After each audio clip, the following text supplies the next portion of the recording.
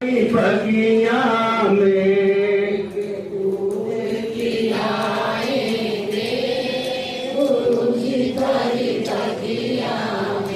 नया जीवन बनाएंगे।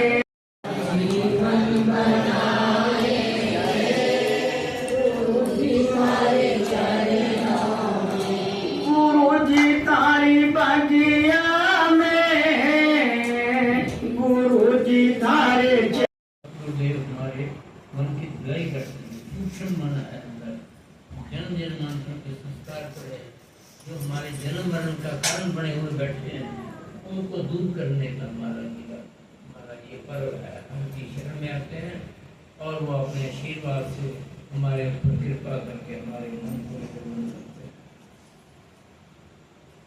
श्री गुरुदेव के को हमारे अपने कर्मों का फल अर्पण करने का पर्व है। कर्म फल को अर्पण करने से हम श्री गुरुदेव भगवान को भोक्ता बना देते। गीता जी में आता है कर्म करो फल की इच्छा न करो। कर्म करने हैं बस ये दृष्टि से कर्म करो बस, तो इससे हम कर्म फलों से मुक्त रहते। नहीं तो कर्म अच्छा करो या दूसरा करो, फिर इसको तो भाई उसका परिणाम आता ही आता। विष्णुपिता में कहने लगे मैंने तो कभी इस जन्म में कोई पाप किया ही नहीं, मेरा सारा शरीर छलनी कर दिया, तीरों से छलनी कर दिया, मैं गिरा पड़ा हूँ। हे प्रभु ये क्या बात है? तो भगवान ने कहा भाई तुम नहीं जानते, विष्णुपिता में मैं जानता हूँ। तुमने किसी जन्म में किसी चींटे को ले करके सूर के साथ उसको ढूंढा था, और कई जन्मों पीछे की बात है, उसका फल आज भुगतना पड़ा। ये कर्म फल जब हम सुबह से शाम तक कर्म करते हैं कि प्रभु जो कुछ भी आपकी शक्ति देके करवाया, हर व्यक्ति के पालन पोषण के लिए करवाया, ये प्रभु हम इसका समर्पण आप, इसका फल आप ही जाने। हमने अपना करके समझ करके कर लिया, अपनी शक्ति दे करके करवा लिया, बस हमें तो इतना ही पता, इसका फल आप ही जाने। आप जैसे माता पिता बच्चों की सेवा करते हैं, फिर करते हैं, मैंने तो बच्चों के लिए इतना किया, मैंने तो बच्चों के लिए ये किया, अपने पैसे लगाए, धन लगा दिया, वो लगा दिया, बच्चे अब मेरी परवाह नहीं करते। तो आप ऐसा बोलने के आपको मौका ही नहीं मिलेगा। मैं तो जब किया था भगवान के नाम पे किया था। इस तरह सदगुरुदेव हमारे जीवन को हरिमय बना देते हैं। जब हम अपने कर्म फल को अर्पण करते हैं, सदगुरुदेव को अर्पण करते हैं, हम निश्चित होकर रहते हैं, हम प्रसन्नता पूर्वक रहते हैं, हम खुशी खुशी रहते हैं, हमें कोई बंधन नहीं है। इसलिए भगवान सदगुरुदेव हमारे जीवन को हरिमय बना देते हैं, अर्थात भगवानमय बना देते हैं। इस बात की है कि हमारे जीवन को सदगुरुदेव हरिमय बना देते हैं, भगवानमय बना देते हैं। संसार में नहीं, संसार में तो चल ही रहा था जीवन, आप भगवान के लिए भगवान के ढंग का बना दिया, जो हमारा जीवन सफल हो जाए, हमारा मानव जन्म सफल हो जाए, अगला जन्म के लिए गारंटी हो जाए कि अगला जन्म भी हमें मनुष्य का ही मिलेगा। कितने कीट पशु पक्षी कितने ही हैं, हमको जब मौका मिलेगा, आज हमको मौका मिला हुआ, और जितना अवसर मिला हुआ है हम उसका ज्यादा से ज्यादा लाभ उठाएं। ये तो समझ आ रहा है, मैं बार बार ये कहता हूँ, मैं खुद देखता हूँ, द्रुत गति से समझ आ रहा है, बड़ा भाग्य है कल हम। इसलिए अपने मन को भगवान में लगाना चाहिए, इसी को भक्ति कहते हैं। गुरु पूर्णिमा पर्व हमारे मन को भगवान से जोड़ता है। गुरु पूर्णिमा पर्व हम मनाते हैं इतने उत्साह के, कल अपने सामने बड़ी दिखानी हिम्मत दिखानी है, होशियारी दिखानी है, और कितना अपना प्रेम भाव दिखाना है, सेवा भाव दिखाने का गुरु पूर्णिमा है।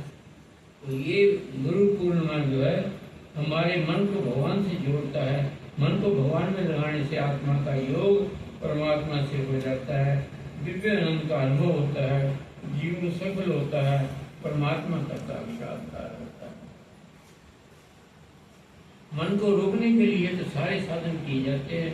गुरु पर्व, गुरु पूर्णिमा मन को भगवान के अर्पण करने का पर्व है। हम अपने मन इसको कहते हैं, मन को भगवान को अर्पण करना। क्या क्या कपड़ा है कोई? भगवान को क्या है, हम मन करता है जो भी हम विचार करते हैं, भाव अंदर हमारे हैं, वो भगवान को अर्पण करना, शुद्ध भाव मन को भगवान के अर्पण करना। मन को रोकने के लिए तो सारे साधन किए जाते हैं। गुरु परम गुरु पूर्ण मन को भगवान के अर्पण करने का पर्व है। बाहर भीतर मन और कर्म एक हो, हमारे कर्म और मन हमारा एक हो। भीतर आत्मा परमात्मा से जो प्रेरणा मिले हम वही कर्म करें। मन जब परमात्मा में लगता है तब परमात्मा सद्गुरुजन हमें शुभ कर्मों के लिए प्रेरित करते हैं। भगवान तक पहुंची शख्सियत है वहाँ तक, तो ये तो हमारा कल्याण में बहुत ही महान ऐसे सद्गुरुजन संसार की तरफ विचलित बनाओ, भगवान की तरफ लगा, इसलिए अपना भक्ति भाव और भी बढ़ाते रहे। सद्गुरुदेव भगवान हमारे भी शक्ति इतने बड़े बड़े प्रसाद करने में, बड़े बड़े काम करने, परमात्मा सद्गुरुदेव में अनंत शक्ति के साथ जो दुष्टों की बुद्धि शुद्ध हो, सब प्राणियों में परस्पर सद्भावना हो। एक नाव महात्मा बैठे हुए थे और साथ में सिर में थप्पड़ मार दे महात्मा के, कोई कुछ कर दे कोई कुछ कर दे। भगवान जब बहुत ज्यादा हो गया, भगवान से सहन नहीं हुआ, भगवान कहते हैं भगत ये नाव को पलट दूं, मैं इस नाव को पलट दूं। भगवान कहते हैं भगत को, भगवान ने क्या उत्तर दिया, उड़िया। भगत ने क्या जवाब दिया भगवान को, बुद्धि पलट दो, नाम क्यों पलट, इनकी बुद्धि पलट दो, ये भी इंसान बन जाए, अच्छे बन जाए।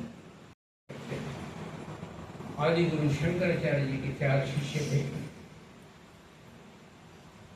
उनके पास पढ़ते थे।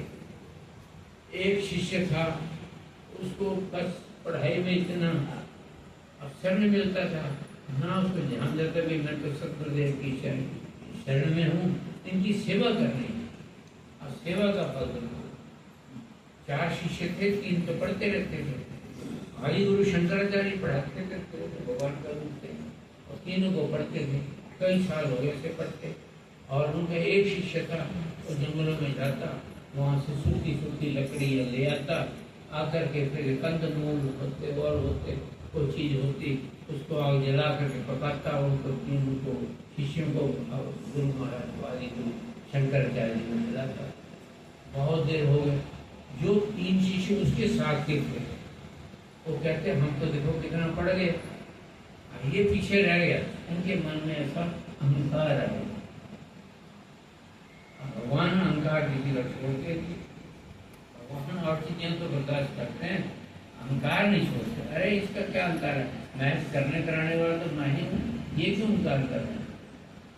एक बार वो गया वहाँ जंगल में लकड़ियाँ लेने के लिए गया, पीछे से अचानक बारिश हो गई, इतनी बारिश हो गई कि नदी तो पहले बह रही थी, थोड़ी बहुत निकल आता था, तो उसमें बाढ़ आ गई। बाढ़ आ गई और वो लकड़ी सिर पे रखा हुआ उधर किनारे पे खड़ा हुआ। आगे गुरु शंकराचार्य अपने 3 शिष्यों को कहते भाई वो आया नहीं अभी तक, वो लकड़ी लेने क्या आया नहीं, क्या बात है, हमारी बहुत देर हो गई, बारिश भी हुई है, पता नहीं क्या हुआ, चलो चल के देखते हैं। तीनों शिष्यों को लेकर के आदि गुरु शंकराचार्य जी नदी के किनारे वहाँ पहुँचे। पहुँच के देखते हैं वो सामने खड़ा हुआ, लकड़ी का गट्ठर सिर पे रखा हुआ। तो फिर भाई खड़े हुए हूँ, आ जाओ। महाराज जी बाढ़ आ गई, पानी ज्यादा हो गया, पहले तो मैं थोड़े पानी में से निकलता था, अब बाढ़ आ गई, आ जाओ चढ़ के आ जाओ। और देखो गुरु महाराज के प्रति कितनी श्रद्धा चाहिए। गुरु महाराज का चल बाढ़ आ गई फिर क्या हो, चल के आ जाओ। हमारे जैसे कोई होता महाराज पानी में कैसे चला जा सकता है, मैं तो डूब जाऊंगा, मैं तो ये हो जाऊंगा, बाढ़ है, पानी बहुत है। जैसे आदि गुरु शंकर जी ने आवाज लगाई, खड़े क्यों भाई, आ जाओ महाराज, पानी है, आ जाओ, कोई बात नहीं। चलने लगे महाराज, चलने लगे। जैसे जैसे चलता था आगे आगे कमल का पत्ता आता था, उसे पैर रख रख करके वो पार कर दिया। ये गुरुओं की शक्ति है। इतने सालों से पढ़ रहे हैं, हमारे पास ये ज्ञान भी जो चल के आ गया पानी के ऊपर से, ये कैसे आ गया? तो गुरुदेव के प्रति रखना ही चाहिए। तो ऐसे सब गुरुदेव महाराज के प्रति हमारा जीवन सदा ही। फिर गुरु को सिर राखिए चलिए आज्ञा माही, कहे कबीर का दास को तीन लोग में भय नहीं। जो गुरु की आज्ञा को मान करके करता है उसको किसी प्रकार राम उठो धनुष तोड़ो, राम गए भटक गए धनुष तोड़ो, सब राम की भगवान राम की तारीफ करने लगे, बहुत अच्छा किया आपने, धनुष तोड़ दिया, आप तो बहुत शक्तिशाली है।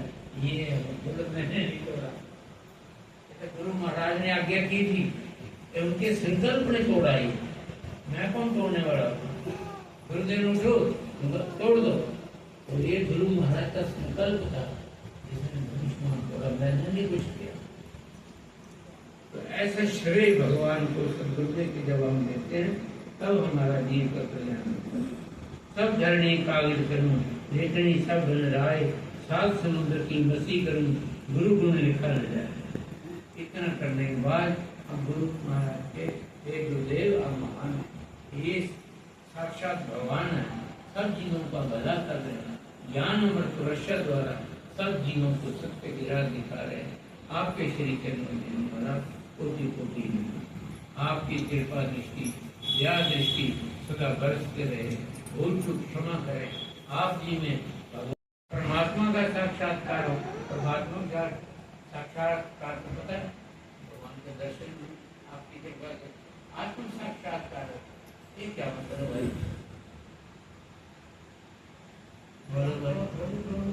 हैं? कौन कह रहे? आत्म साक्षात्कार हमें अपने असली रूप का पता चले कि हम क्या हैं। मैं आपको देख रहा हूँ, आप मुझे देख रहे हैं, सच्चाई ये नहीं है, सच्चाई जीवन अंदर है।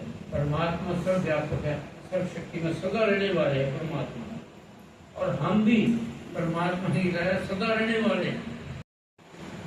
आत्मा जो अंदर शक्ति बैठी हुई है वो ईश्वर की बैठी हुई है। इसी ने हमें जन्म जन्मांतरों से घुमा रही है, पता नहीं कितने जन्म संख्य जन्म हमारे हो चुके। आत्म साक्षात्कार का मतलब होता है हमें अपने आप का मतलब, ये शरीर अपने वाला ये नहीं है, अंदर बैठी चीज है, जन्म जन्मांतर में संस्कार लेके बैठी हुई है। हम कहते प्रणाली मर गया शब्द तो है ही नहीं कहीं। सास मरने लगी, बहू को कहते मैं तेरा लड़का बन के पैदा हुई, पिता गुजर गए, बेटी को कहा तो नहीं, लेकिन बेटी के घर में पैदा हो गए, उसके चले गए, और उसके दादा उसके चले गए, परदादा उसके चले गए। तो ये कहने मतलब मरता जीव है ही नहीं, मरण शब्द है ही नहीं। गीता जी में आता है कि जैसे आदमी स्नान करने के लिए जाता है, पुराने वस्त्र खोल के स्नान करके नया वस्त्र पहन लेता है, ऐसे जीवात्मा पुराने शरीर को छोड़ के नया शरीर ग्रहण कर लेता। कैसे कह सकते हैं? जो देह ध्यान से उठ गया हो वो कह सकता है, जिसको अपने सुख दुख का नहीं पता, अपने आप का नहीं पता, बस भगवान से लाव लगी हुई है, मैं कौन हूँ। तो ये असली स्वरूप जो है, हम अंदर बैठे कभी भी किसी की मृत्यु नहीं होती, पर बार बार ये भूख सतगुरु चरण निवास, गुरु बिन ज्ञान हो गए, गुरु बिन मिले न मोक्ष, गुरु बिन लभे न सत्य को, गुरु बिन मिले न दोष। इस सदगुरुदेव की बहुत महिमा है। तो हम महाराज जी चरण कल का दिन आ गया, प्रतीक्षा करते करते बहुत ही महत्वपूर्ण, बहुत ही कल्याणकारी दिवस आ गया। कल हम महाराज श्री चरणों में उनकी चरण पूजा करेंगे।